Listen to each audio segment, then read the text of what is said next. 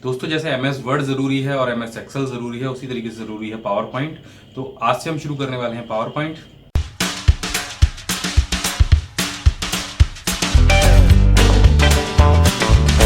नमस्कार दोस्तों, मैं अभिमन्यु भारद्वाज आपका स्वागत करता हूं my big guide smart class में। और आज से हम शुरू करने वाले हैं पावर पॉइंट का ट्यूटोरियल। और ये पहला जो वीडियो है ये पावर पॉइंट के परिचय के बारे में है। तो सबसे पहले जान लेते हैं पावर पॉइंट की जरूरत हमें पड़ती क्यों है। पावर पॉइंट एक बहुत ही जबरदस्त और पावरफुल सॉफ्टवेयर है जिसकी सहायता से आप स्लाइड बनाकर किसी भी व्यक्ति को इमेज, एनिमेशन और टेक्स्ट के माध्यम से कोई भी विषय बहुत अच्छे तरीके से समझा सकते हैं।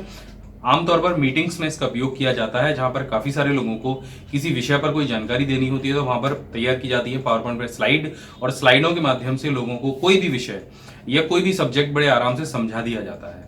तो आज का ये जो पहला वीडियो है ये पावर पॉइंट के बेसिक परिचय के बारे में है। तो ये वीडियो लास्ट तक देखिए, आपको बहुत काम आएगा। तो जैसा कि आप यहाँ पर देख रहे हैं, ये पावर पॉइंट का यूज़र इंटरफेस है। और पहली बार जब आप पावर पॉइंट ओपन करेंगे तो आपको कुछ इस तरीके का व्यू दिखाई देगा। यहाँ पर ये जो सफ़ेद आपको पेपर दिखाई दे रहा है, जैसे कि MS वर्ड में दिखाई देता है, ये पावर पॉइंट की स्लाइड है जो बाय डिफ़ॉल्ट पावर पॉइंट के द्वारा आपको दी जाती है।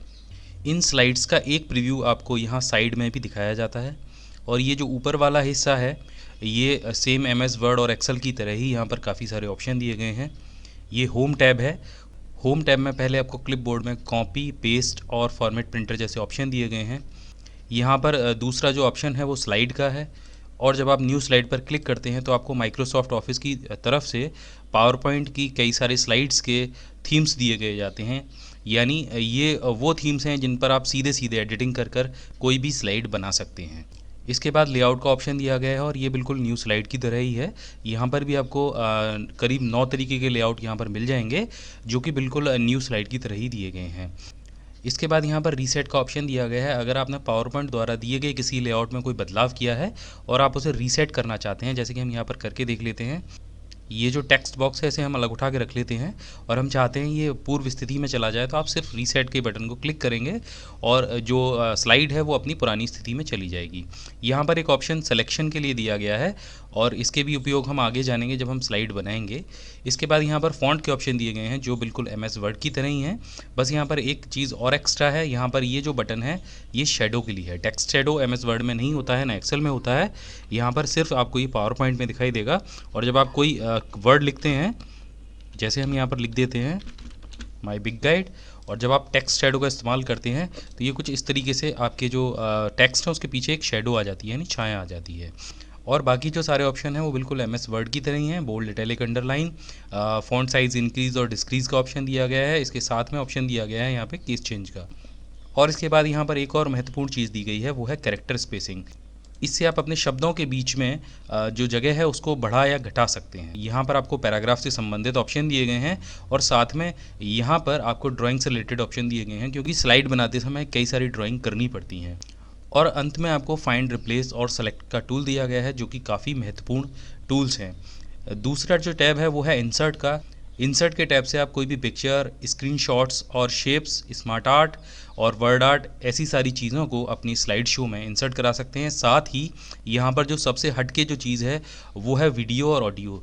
जी हाँ, आप अपने पावर पॉइंट प्रेजेंटेशन में सीधे सीधे वीडियो और ऑडियो क्लिप्स भी ऐड करा सकते हैं, चाहे वो ऑनलाइन हो या ऑफलाइन हो। आपके कंप्यूटर से भी आप ले सकते हैं। और यहाँ पर जो ऑप्शन है उसकी मदद से आप सीधे सीधे रिकॉर्ड भी कर सकते हैं। इसके बाद में आता है डिज़ाइन का ऑप्शन। यहाँ पर बाय डिफ़ॉल्ट माइक्रोसॉफ्ट ऑफिस की तरफ से आपको कई सारे जो डिज़ाइंस हैं आपकी स्लाइड्स के लिए वो दिए गए हैं।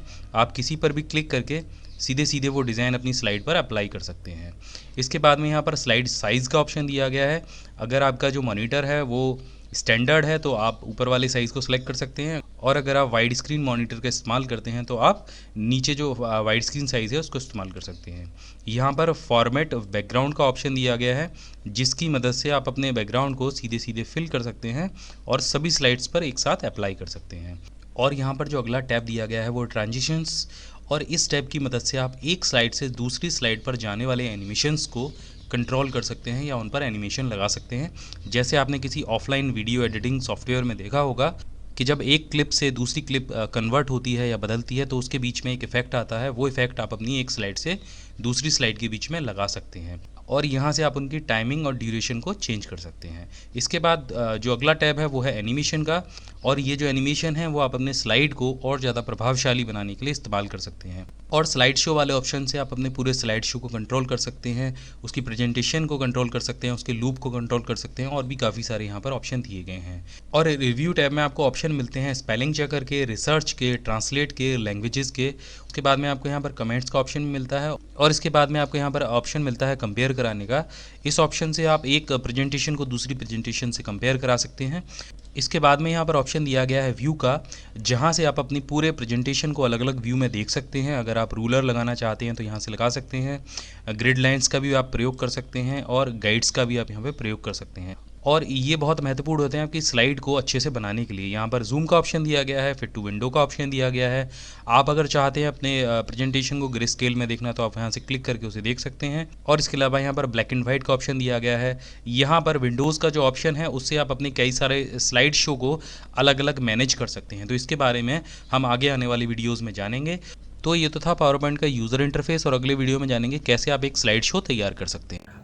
आशा है ये वीडियो आपको पसंद आया होगा। अगर ये वीडियो आपको पसंद आया तो हमारे चैनल को जरूर सब्सक्राइब कीजिए, इस वीडियो को लाइक कीजिए, शेयर कीजिए, कमेंट कीजिए। हम हमेशा आपके लिए ऐसे ही वीडियो लेकर आते रहेंगे। और हमारी वेबसाइट www.mybigget.com को देखना ना भूलिए, क्योंकि आपको वहां पर मिलने वाले हैं ढेर सारे कंप्यूटर के टिप्स और ट्रिक्स। बहुत बहुत धन्यवाद।